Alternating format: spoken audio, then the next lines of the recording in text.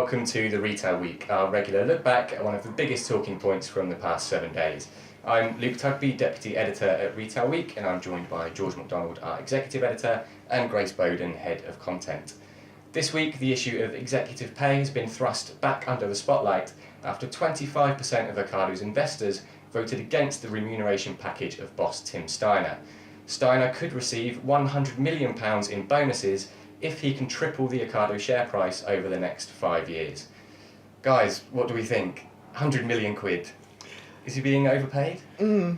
It's a lot of money, but I think there's like the politics of envy at play. You know, everybody is talking about 25% opposing. You know, 3/4 agreed. You know, you look back over the last 20 odd years that Tim Steiner founded Ocado, built it up.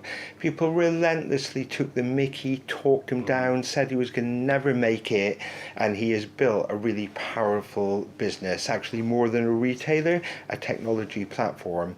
And, you know, it's now valued about £9.5 billion. So you imagine it's far more difficult to treble £9 billion of value than it would have been a few years back to triple 100 or even less. So I think, you know, let's reward people who create brilliant businesses. You know, he's put his life and soul into it, and it's not as if he's borrowing money to pay himself some multi-million pound dividend. It's all built upon the success of the business. I get a sense you're itching to bite back at that, Grace.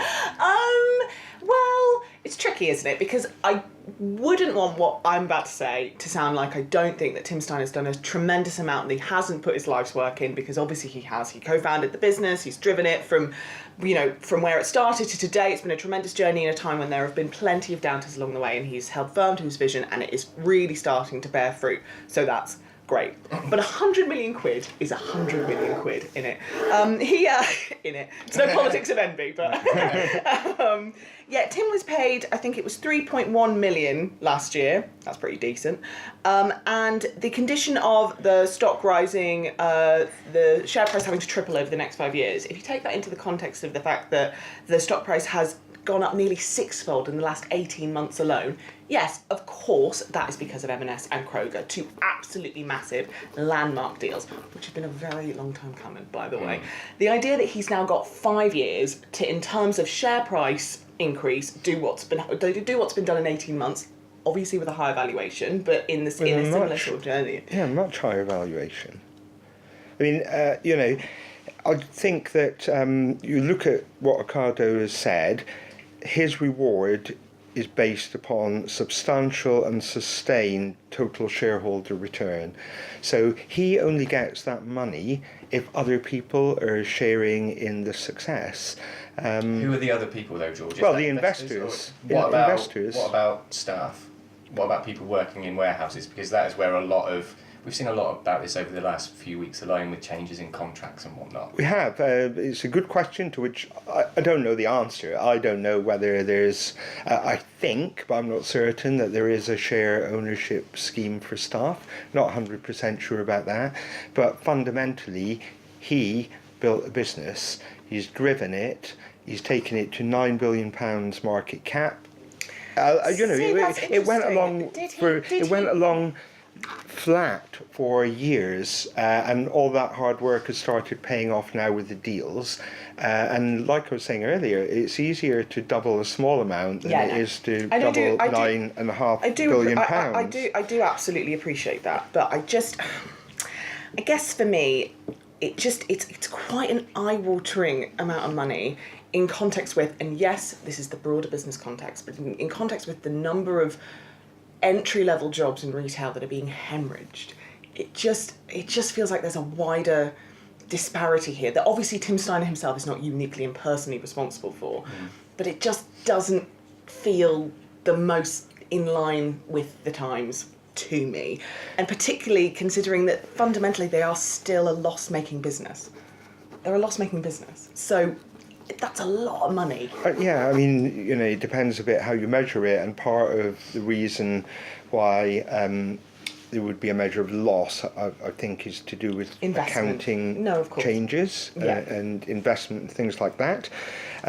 But yeah, a lot of jobs are being lost, and I wouldn't dispute that, compared to the Tesco's of this world, you might not be talking about the same numbers of jobs. Yeah. But he's creating a business which is about the future, which relies on people who have got skills relevant to now. He's employing them, he's giving them jobs, he's creating opportunities for those people. To me, there's some fundamentally, there's a really good point being raised and a good discussion to be had, and that is, our directors, chief executives and others, is what they are getting proportionate to what they're doing? If you're building a business and doing well, and if, and it's a big if, and there's many a slip twixt cup and lip, but if it's about the long term, then I'm not really worried about it. However, where I do get worried is where there's that sort of obsession about the share price, where business decisions get made in order to take the share price to a certain place, and then it's thank you very much, I'll take my reward, and it might be thank you and good night, and then the next thing it's profit warnings, job losses, etc., etc. So to me, I don't begrudge anyone the fruits of their success, as long as they're measured on that long-term, truly building a business, not massaging share prices. Yeah, no, I agree with that completely, because obviously the share price has gone off the back of the Kroger and M&S deals, which are obviously landmark deals, but haven't actually come into effect yet in terms of the long-term results of what those deals are going to mean. So I guess what I would say is I can see why this has raised the back of 1 in 4 of their shareholders, raised their hackles. And if I was one of their shareholders, I think my hackles would be raised too as a result. You touched on this a moment ago, George, but talking about, it's not just Ocado that we're talking about here. This is a broader retail and a broader business topic of conversation. Far beyond retail, I mean, just to pick up on one retailer, it was only earlier last week or the week before, Doug McMillan, the boss of Walmart, earned $24 million last year. That was just over 1,000 times the median wage at Walmart. That has to be something, that has to be a gap that we have to narrow across retail and across business. Surely that does nothing for the reputation of these businesses when those figures are being touted around. And also, just to, a lot of the reason why we cut, and retailers and businesses generally, the first jobs to go when their backs are against the wall are always those entry levels jobs, and we're always banging on about the living wage and how it's unsustainable. You know what else you could take down quite easily? And I'm not saying Ocado, that's not a totally like-for-like example, because Ocado, to your point, are creating those. If you think about the mantra of fewer, better jobs in retail, they are absolutely fulfilling the better end of the portion in a way that I think very few businesses are in retail. And the fact that he's building a business fit for the future that is assisting other businesses that otherwise are kind of potentially really running out of steam in certain areas is absolutely to be applauded. But he's already being very, very handsomely rewarded for that. Yeah, I mean, quite a lot shares of and pay package. And the disparity between the two just gets my back up. It doesn't sit right with me. I completely agree. I think it gets to a point where the sort of gulf between what people at the top are earning and what some of the people on the coalface are earning, the gap can become too great. But when we're talking about Ocado, I go back to this point, 3/4 of shareholders said it was fine. But all the focus is on the 1 in 4. To me, I go back, is it proportionate? I was reading something the other day that over the last 3 years, Ocado had generated total shareholder return of more than 300%. And the piece I was reading, it said that would leave most shareholders smiling. Now, I would agree with that. It's really right to sort of plant flags in the ground and pick fights, because I think it means that a really important debate happens. but also there's a bit of an industry in sort of bashing success. Bashing the people who are creating businesses. He's an entrepreneur, but he's being rewarded under public company rules. Owners of private companies might take out huge sums on a far, far less equitable basis than I think is the case at Ocado. Yeah, but I think you also you list knowing that's a tit for tat situation. You also get all the benefits that come with being a publicly listed company in terms of investment and scale. So it does cut both ways. I don't know. I'm not sure I follow that. But I can see the point. But I guess I just mean yes, of course he'll be under scrutiny as a publicly listed company. But yeah, and he also has to follow. Yeah, he has to follow certain rules. I guess this is the whole reason why we're even talking about it, because these advisory bodies scrutinise things and they come out and say, actually, we don't think this is right, or we think that's fine.